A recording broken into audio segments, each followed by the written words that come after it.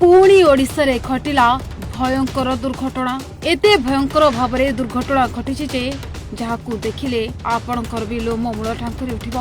हाँ आज्ञा, समय थिला राति प्राय 12टा।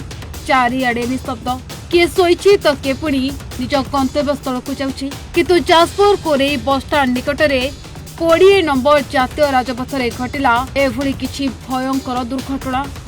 गोटे पटे आखिरे डाक्तर हेबार स्वप्न नहीं फेरुथिले कोचिंग छात्र छात्री, आउ अनेपटे काल सजी छिड़ा होइथिला एक ट्रक। प्रयास शिक्षानुष्ठान से बस रे थिले अनेक नीट आशायी छात्र छात्री। कठिन परिश्रम आ पाठ पढ़ार क्लांति मध्यरे सेमाने निज निज स्वप्न को नहीं फेरुथिले।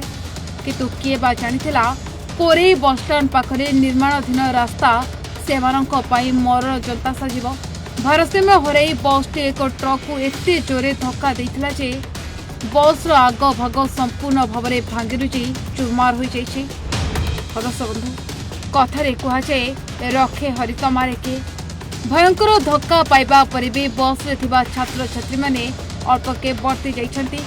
किंतु दुर्भाग्यवशतः ए दुर्घटना रे ट्रक चालकंकर जीवन चली जाइछि।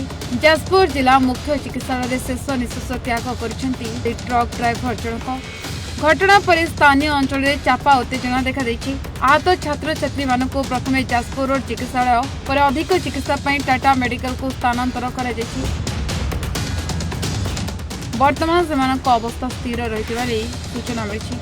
हाँ आज्ञा, कोरेईरे बारंबार घटुवा एभली दुर्घटना एवं स्थानीय लोकों मनरे भय सृष्टि करिछि। कहा भूल पई गला जीवन?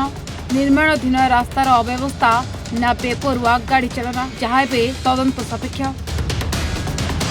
जाजपुर हरिकृष्ण पंडा रिपोर्ट, ओडिशा भास्कर।